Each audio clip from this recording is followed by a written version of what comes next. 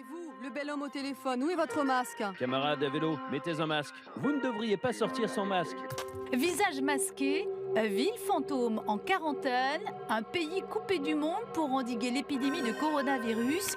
La démonstration est magistrale et l'opération communication de grande ampleur pour un pays, la Chine, qui fait face à un scandale sanitaire de plus. Traumatisés par des scandales alimentaires à répétition, les Chinois préfèrent acheter des denrées qui viennent de l'étranger. Un coup dur pour le président chinois Xi Jinping qui rêvait d'autosuffisance alimentaire. Le bol de riz doit être maintenu fermement dans les mains des Chinois et doit être rempli avec de la nourriture chinoise. Quelles conséquences aura cette épidémie sur l'économie chinoise, mais aussi sur l'économie mondiale? Que cherche vraiment l'empire du milieu en investissant en Afrique, mais aussi en Europe? La Chine cherche d'abord à servir ses intérêts. La Chine préfère manipuler l'Europe de l'intérieur. Il ne faut, je pense, pas les craindre, mais il ne faut pas non plus être naïf. Contrôle social, répression des minorités, le régime se sent-il menacé? Si on suit le discours chinois, pour stabiliser la région, il faut éduquer, neutraliser une certaine partie de la population. Pourquoi vous appelez cela un contrôle? Une capacité de 21 000 conteneurs.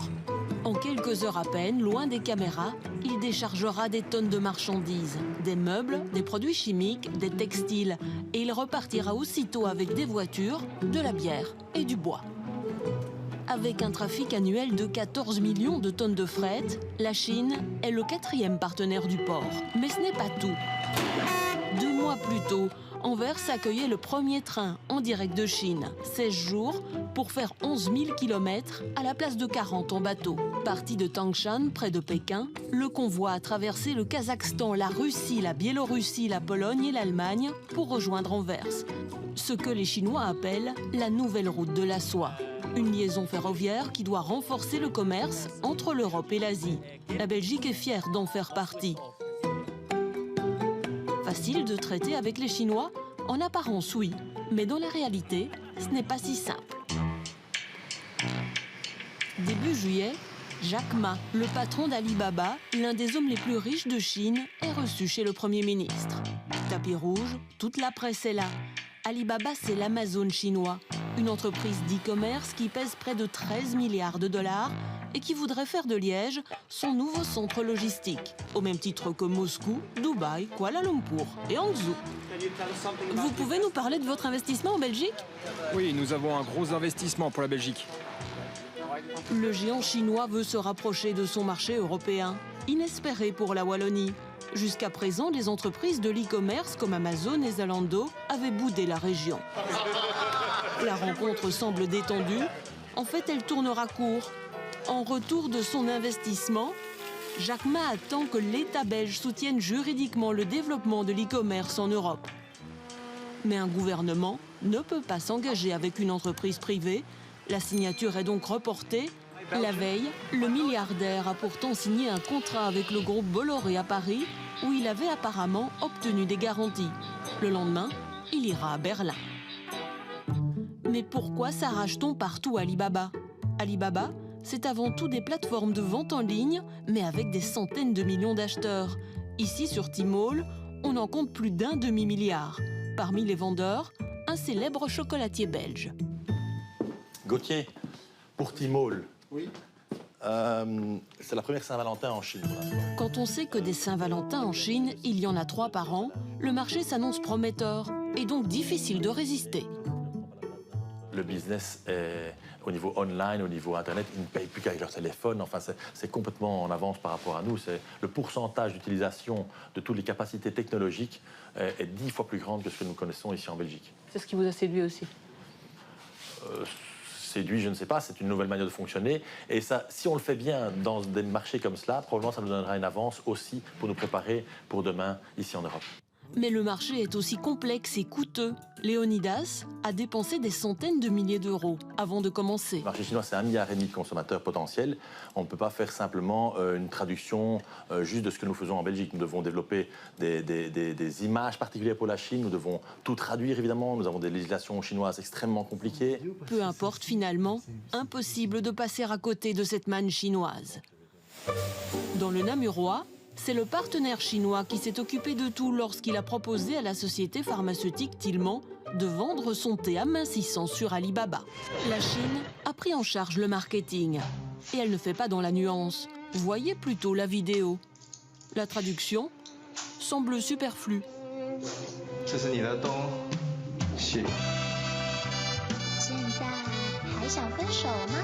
Sur Internet, volontairement, la gamme amincissante propose un look européen, même ardennais. Pour insister aussi sur le côté belge, européen, sécurité, hygiène. Donc c'est très très sécurisant pour eux. La sécurité est ardennaise, mais le thé, lui, au départ, il est chinois. Le patron n'en fait d'ailleurs pas un mystère. Alors le thé vert que nous utilisons dans Elimine, et c'est un paradoxe, effectivement est un thé vert d'origine chinoise. Les Chinois se méfient des produits locaux. Par contre, il faut une grande confiance aux produits européens. Ici, c'est un produit européen. Le fait qu'il y ait une matière première, l'un des composants qui viennent de Chine, n'y change rien. Et en fait, ils n'en savent rien. Et ce n'est pas lui qui s'en plaindra. Internet facilite l'accès au marché chinois des produits pharmaceutiques car il nécessite moins d'autorisation. Mais apparemment, pas de quoi faire fortune. Effectivement, Alibaba propose un accès très large à tous les consommateurs chinois. Ça paraît énorme, c'est un marché potentiel, encore faut-il le saisir. C'est pas parce qu'on est présent sur Internet qu'on vend. Internet, c'est un magasin et souvent les internautes savent ce qu'ils veulent. Ils vont chercher le produit qu'ils souhaitent sur Internet, mais c'est pas le succès garanti. Alibaba, pour nous, ça n'est pas l'Eldorado. À Liège, des entreprises n'ont pas attendu Alibaba pour commercer avec la Chine. Chez ECDC, entreprise de logistique, d'import-export et de dédouanement, cela fait déjà 4 ans. Ici, pas de robot, mais la moitié du personnel est chinois. C'est quasi obligé pour les formalités en mandarin. Parfois, c'est la taille n'est pas la bonne, c'est la couleur n'aime pas, et le retourner chez nous. Après le contrôle de réalité, on va remettre un autre score. Si quelqu'un besoin encore l'acheter, donc on va expédier. Dès la mi-septembre, la société traitera des colis d'Alibaba. On parle de 380 000 paquets par jour. Les Chinois fourniront les machines, mais les emplois, eux, seront locaux. Ils en promettent 300. Enfin, si les affaires marchent, car une fois encore, c'est sans garantie. De quoi se méfier ? Liège a déjà connu des déboires. Souvenez-vous, entre 2015 et 2016, l'aéroport était devenu le petit Pékin dans sa zone free tax. 130 000 touristes chinois y ont transité en quelques mois. Du jamais vu. Mais depuis que le tour opérateur chinois a changé d'aéroport, c'est le désert. En fait, tout dépend des avions. Le touriste chinois reste surtout adepte des capitales et des grandes villes. Bref, la Wallonie, ils ne connaissent pas. Pourtant, ils auraient pu. À l'abbaye d'Aulne, dans le Hainaut, il y a quelques mois, leur George Clooney local est venu tourner un épisode de la très populaire série chinoise Mr. Right. Vous aurez sans doute reconnu la version flamande de Frère Jacques. L'épisode belge a été produit par une société flamande et vu par 300 millions de Chinois. Alors, à l'abbaye, on a très vite espéré des retombées. On a eu beaucoup de contacts, beaucoup de blogueurs de Belgique ou de Chine même qui nous contactent en étant vraiment épatés que Mr. Right, cet acteur fétiche des Chinois, soit venu sur toi. Et donc là, évidemment, il faut le temps que tout se mette en place et que les Chinois arrivent chez nous. Du temps et de la patience, il en faudra. Car pour l'instant, pas de Chinois à l'horizon. Pendant ce temps, les Chinois continuent d'investir, encore et encore. Il ne faut, je pense, pas les craindre, mais il ne faut pas non plus être naïf. Et je dirais absolument, comme dans toutes les relations commerciales, il s'agit d'une relation qui doit nécessairement être une relation de win-win. Bref, la Wallonie ne peut pas rater le coche, mais elle doit être vigilante. Nous avons effectivement des relations avec la sûreté de l'État qui nous met en garde ou qui peut donner à certains moments quasiment un veto sur l'accueil de certaines sociétés. La sûreté de l'État, voilà qui nous fait tout de même tiquer. En fait, ce n'est pas la première fois qu'il en est question lorsque l'on parle d'investisseurs chinois. Il y a 2 ans, la sûreté de l'État a mis son veto lorsque State Grid, le géant chinois de l'électricité, a voulu racheter 15% du gestionnaire de réseau d'électricité flamand, E.ON10. Pour la sûreté de l'État, l'entreprise était sous le contrôle du Parti communiste. Il y avait un risque d'espionnage et la technologie pouvait se retrouver dans les mains de l'armée chinoise. Bref, la sécurité nationale était menacée, ça ne s'est pas fait. Ce que comprend tout à fait le professeur Damien Ernst. On lui a donné rendez-vous sur les hauteurs de Huy, devant le poste de haute tension, l'un des nœuds critiques du système électrique belge. Le danger n'est pas d'avoir un jour des Chinois qui débarquent dans le poste de haute tension et qui tirent dessus ou bien qui le mettent hors circuit avec des haches. Des Chinois et des haches, l'image est volontairement forte, car le professeur veut mettre en garde. L'électricité, c'est le nerf de la guerre d'une économie. À partir du moment où vous avez une compagnie étrangère qui commence à prendre le contrôle en fait, du secteur électrique, elle prend le contrôle de vos pays. Tant qu'il n'y aura pas de tension entre les deux pays, tout ira bien. Mais dans le cas contraire, cela pourrait vite dégénérer. Mais qui est donc State Grid? C'est l'un des plus grands gestionnaires de réseaux d'électricité au monde. 1,5 million d'employés, plus d'1 milliard de clients, un chiffre d'affaires de 363 milliards de dollars. D'ici 2 ans, il prévoit d'investir 50 milliards à l'étranger. Et comme de fait, State Grid est partout. Manque de réciprocité avec la Chine ou risque pour la sécurité nationale? Cette chercheuse a travaillé des mois sur le sujet et elle a bien observé la stratégie du géant chinois State Grid. Pour la chercheuse, il serait grand temps que la Belgique établisse des règles, définisse les secteurs dits stratégiques. Mais ce n'est pas gagné. On ne peut pas être naïf. Je pense que pour la Belgique, pour la Flandre, pour la Wallonie, notre ouverture est un atout. Et on doit respecter cette ouverture, mais on ne peut pas être naïf, non. Et actuellement, on l'est? Oui, je pense qu'on a vraiment besoin d'une politique, oui. Une politique commune à la Belgique et à l'Union européenne. Actuellement, 12 pays de l'Union ont adopté 12 règles différentes. Flambant neuf et à vive allure à travers l'Éthiopie. Le nouveau train entre Addis Abeba, la capitale du pays, et Djibouti, construit par les Chinois. Difficile de passer à côté pendant 5 ans, le service est assuré par des conducteurs et des contrôleurs chinois. Une nouvelle locomotive, des wagons confortables. Les passagers éthiopiens ont toutes les raisons de se réjouir. C'est moins cher, il y a beaucoup de sécurité, tu te sens bien à l'aise. Tu dors, tu te réveilles, tu dors, tu te réveilles. Avec quelques nuances, les employés semblent eux aussi trouver leur compte. On n'a pas vraiment la même culture de travail qu'eux. Mais bon, ça va. On est heureux. Ils nous apprennent à travailler. Si les Éthiopiens en avaient tant besoin de ce train, c'est avant tout pour accéder à ce port, à Djibouti, absolument vital pour leur économie. C'est que l'Éthiopie est un pays enclavé, sans accès à la mer. Djibouti est pour eux le seul moyen d'importer ou d'exporter des marchandises. Alors le pays a fait construire 5 gares de fret comme celle-ci, le long de la nouvelle voie ferrée. Il fallait 60 camions avant pour transporter autant de marchandises que ce nouveau train. Un investissement de plus de 3,5 milliards de dollars, presque entièrement financé par la Chine. Le directeur éthiopien de l'entreprise ferroviaire nous explique pourquoi. Une telle somme d'argent pour investir, on ne pouvait l'avoir d'autres pays, de l'Europe ou des États-Unis. C'est pour ça qu'on s'est tourné vers la Chine, rien d'autre. Vous savez, on est un pays en développement et ce n'est pas facile de trouver un partenaire qui répond à nos conditions. Mais quel est l'intérêt de la Chine de payer ainsi un train flambant neuf, avec toutes les infrastructures qui vont avec? Nous avons posé la question au responsable de la communication de l'entreprise. Nous l'interrogeons en caméra discrète. Vous avez un besoin? Je peux le faire. C'est une coopération amicale, rien d'autre. Officiellement, il s'agit donc d'une simple coopération amicale. Dans les faits, la Chine y trouve largement son compte. Depuis une dizaine d'années, l'Éthiopie se recouvre d'usines, dont la majorité abrite des entreprises chinoises, attirées par une main-d'œuvre très bon marché. Toutes sortes de produits qu'il faut bien exporter. pour ce chercheur éthiopien, avec le nouveau train, la Chine cherche d'abord à servir ses intérêts.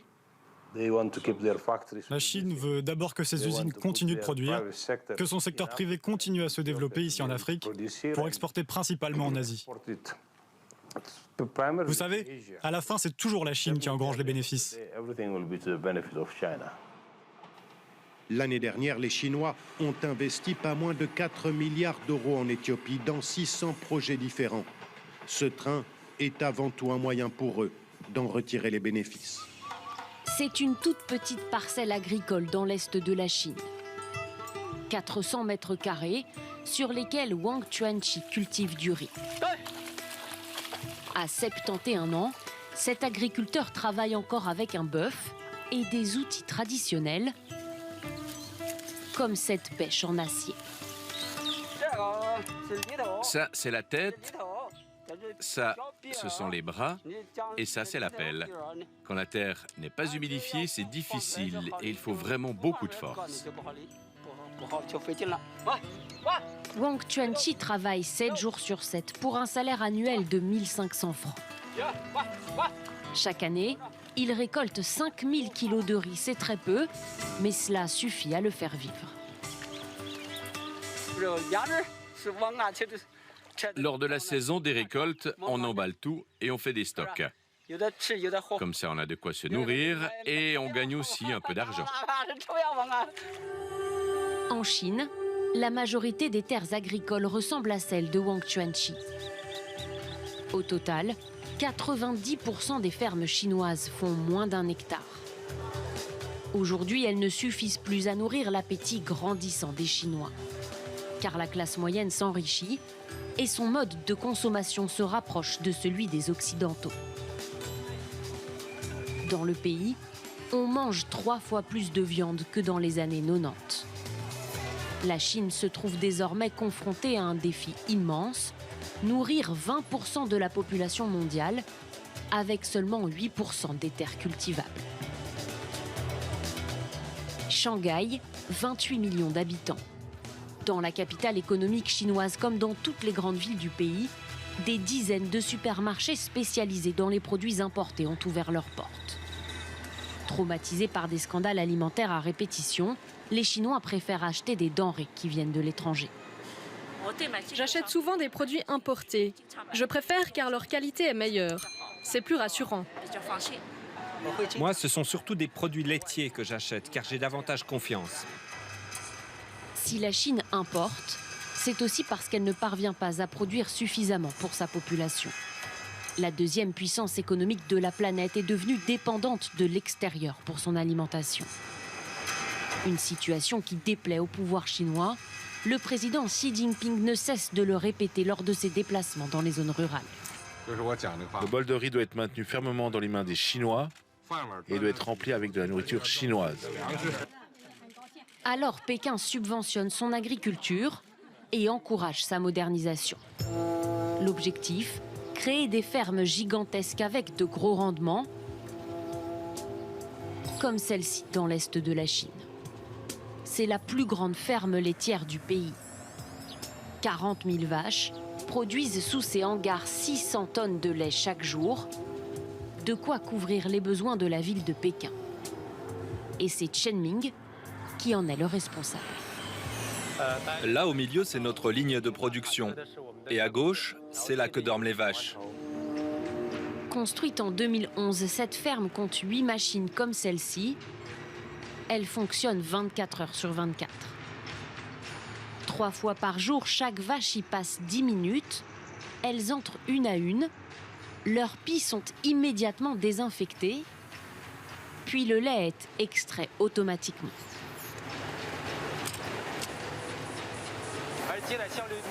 Ces machines sont très efficaces. Elles peuvent recueillir jusqu'à 570 litres de lait par heure.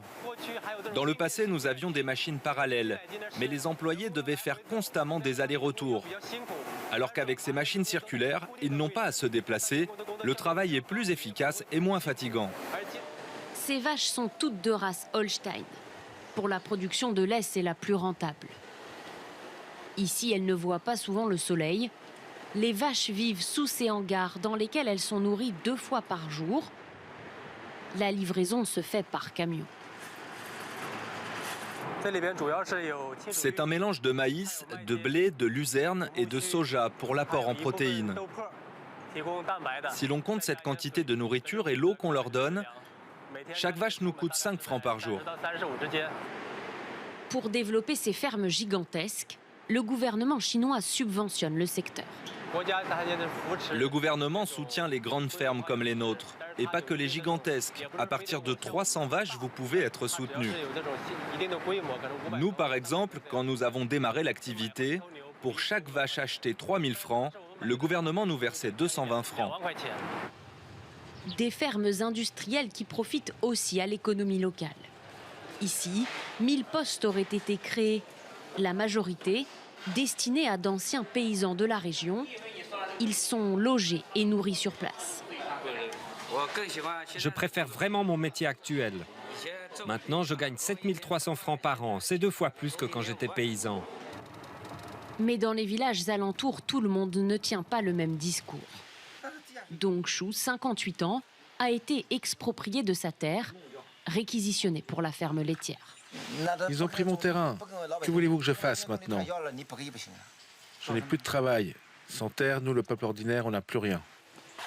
Depuis l'arrivée de la ferme laitière, ses revenus se sont effondrés et l'environnement, il l'assure, s'est dégradé. En plus des mauvaises odeurs, l'eau serait désormais polluée.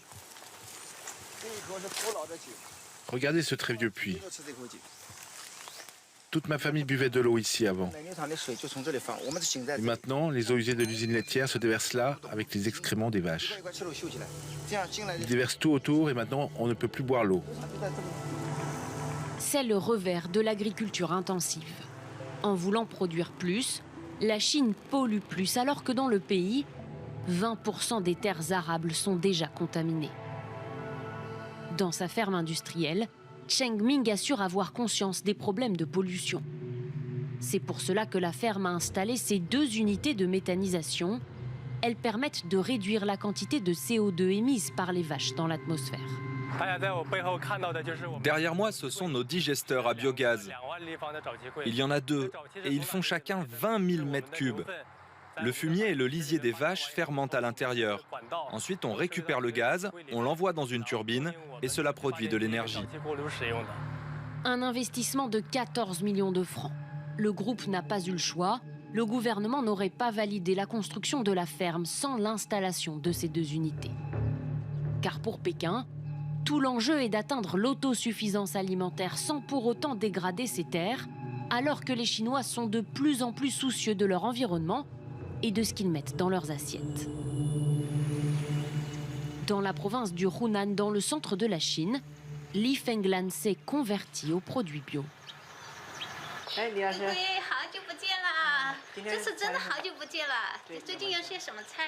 Une fois par semaine, elle vient dans cette ferme bio se fournir en fruits et légumes. Ces légumes sont bons pour la santé car ils ne sont pas pollués. Il n'y a pas de pesticides, pas d'herbicides, pas d'engrais chimiques qui nous rendent malades et provoquent des cancers. Ce sont Liu Gusheng, ancien mécanicien, et son épouse qui ont créé cette ferme il y a 4 ans. Là, on fait pousser des figues, ici des melons chinois et là-bas des pastèques.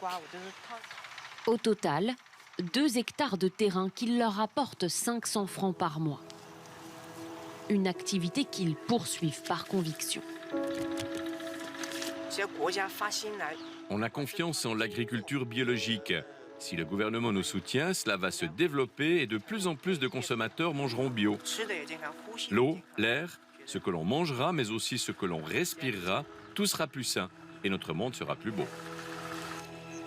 En Chine, le marché du bio progresse vite, plus 25% de recettes chaque année, et son développement ne devrait pas s'arrêter là, car pour de plus en plus de consommateurs chinois, la qualité compte désormais autant que la quantité.